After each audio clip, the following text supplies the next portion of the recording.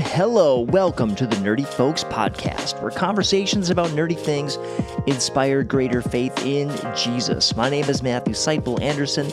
I'm the host of this show, chaplain to the nerd community, and super pumped to be talking with you once again. Thanks so much for listening. Today we're talking about Superman kicking off a new era for the DCU. Yeah! Hold up, wait a minute. Before we go any further, let me just grab your attention for a second. I want to take you on a little trip with me to Grand Rapids, Michigan, to the Realm Makers Convention, where I got to interview some amazing authors and other creatives who are people of faith, believers in Jesus, and who are doing some amazing work. So I'm going to feature these interviews on a whole bunch of episodes in the future, and here is the very first one. Introduce yourself and tell us what brings you to Realm Makers. Sure, so I'm Andy, and I run a little charity in the UK building Christian mobile apps, and we've just launched a new game called The Serpent and the Seed, which basically is a beautiful narrative adventure mobile game, but walking through the big story of the Bible. So, okay, that's amazing. Yeah. Where can people play your game? So you can download it for free on Google Play or the App Store, Okay. And it's coming soon to Steam as well. That's amazing. So it's a computer game, essentially. It's not a console game. No. Okay. Yeah. And it's absolutely beautiful. It's got amazing music by some US songwriters based in Kansas City. So it's a very kind of chilled experience, really beautifully done. That's awesome. And you said it's a free download? Free download, yeah, absolutely. Wow. Can people support what you're doing, or how did you do this? Yeah, so we're a charity, so people, non-profit, so people can donate, that's how a lot of it is. It's been funded through some grants from other charities, but a bit of crowdfunding from donors as well. That's amazing. It's always inspiring to hear stories of how people do things and create things. So, super cool. Well, great to meet you, and likewise. Best of luck. Thanks again to Andy from Discipleship Tech. So if you want to find him, you can just Google Discipleship Tech, and the game he was there promoting was Serpent Seed. Awesome stuff. All right, let's get back to our discussion about Superman. So Superman debuted in April of 1938 in Action Comics #1. His character was co-created by Jerry Siegel and Joe Shuster. Superman has appeared in too many comics, shows, and movies to even name, but according to multiple sources online, he is among the 3 most recognizable superheroes in the world, and those 3 are Superman, Batman, and Spider-Man. No surprise there, Superman is a very, very iconic character. So when DC announced that James Gunn would be kicking off a reboot of the DC Cinematic Universe with the new Superman movie, I didn't care. I'm just going to be totally honest.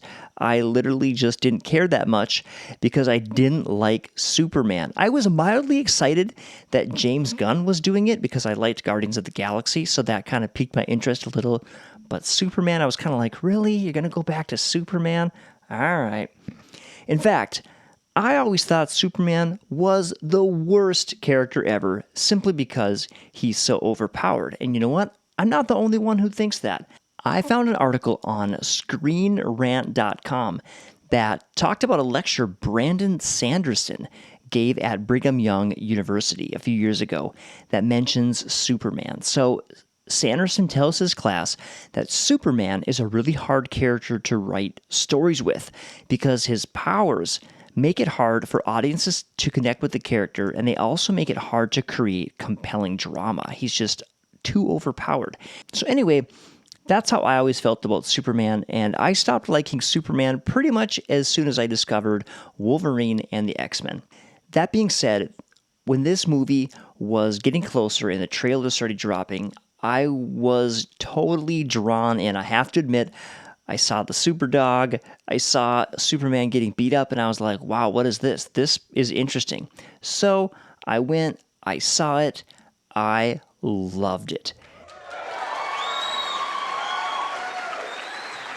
The new Superman is very different from the Zack Snyder Superman. Let me just explain the opening scene a little bit, and that opening scene really encapsulates so much of why I loved this movie. So, the movie opens with a severely beat up Superman lying in the snow.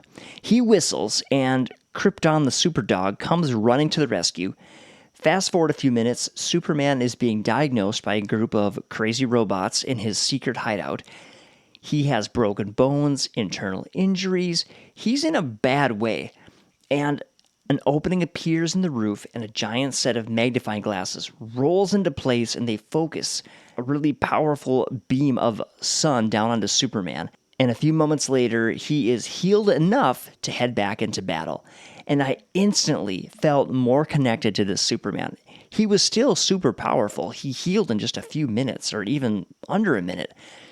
But he was vulnerable. And the next day after I saw the movie, I had this conversation with someone, and I was just telling them how much I liked this new Superman, and telling him why, because they sort of depowered him a little bit. And this guy was like, I don't know. He shook his head a little bit. He goes, that's just not Superman. And in the moment, I let it drop. But for those of you out there who might be feeling that way, let me assure you, because the original Superman actually had powers that were quite a bit weaker than what we've seen in recent movies, even than what we saw in the Christopher Reeves Superman movies back in the 70s and 80s. So, over time, Superman has gone through this cycle where his powers gradually become greater and greater, and then the writers go, okay, we've got to take this down a notch, and they depower him a bit. So this is really nothing new for the character. It's been going on for a long time. Now, I think it's also worth mentioning that Superman in this movie is not just physically vulnerable. He also has some humanizing character defects. He makes political mistakes in his attempts to bring justice. His relationship with Lois has ups and downs. He struggles with moral quandaries, with his public image, and his relationships with other superheroes. And despite his shortcomings and his character flaws, he truly, truly embraces the role of the hero and really tries to do the right thing. So the end result is this character who is humble and powerful, and it's a character that I really, really can connect with and get behind. Interestingly, the dichotomy of power and humility was predicted to be a hallmark of the Messiah predicted in the Jewish scriptures, in the Old Testament writings. Here's a passage of scripture from the prophet Zechariah that Jesus fulfilled on what's now referred to as Palm Sunday. Zechariah 9:9 says, "Rejoice greatly, O daughter of Zion. Shout aloud, O daughter of Jerusalem. Behold, your king is coming to you, righteous, and having salvation is he, humble, and mounted on a donkey, on a colt, the foal of a donkey."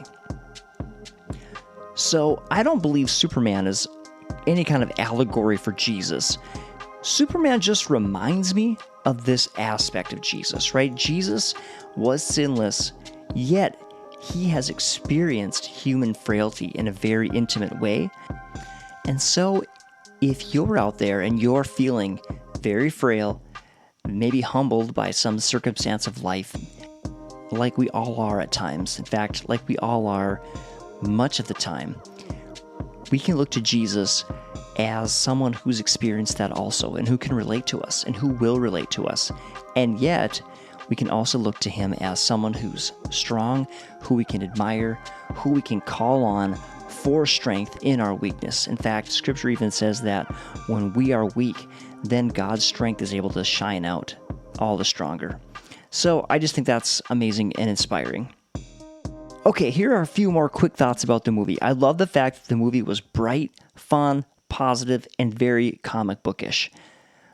Characters like Mr. Impossible and Green Lantern added sarcasm and attitude to the formula, while Superman got to be nerdy and good to a fault. I love that chemistry. There was no origin story. Yes, thank you for that. The opening gave us like 6 lines of text that set everything up. It was perfect and easy to follow. I have to admit, I was actually wrong. I previously thought that the DCU needed to build slowly like Marvel did during the original Iron Man movies. This movie proved me wrong. It gave us a great ensemble of interesting heroes and a supervillain who's got a larger axe than ever to grind, and we just got dropped right in the middle of a fully fleshed out DCU, and it's awesome. Well, what's next? I'm super curious to see what's next. After enjoying Superman this much, I can't wait to see what's next in the DCU, and I never felt that way before. There are rumors of projects and castings for other main DCU heroes like The Flash, Wonder Woman, and Batman, but nothing definite yet. It sounds like Jason Momoa has officially been cast as the anti-hero Lobo.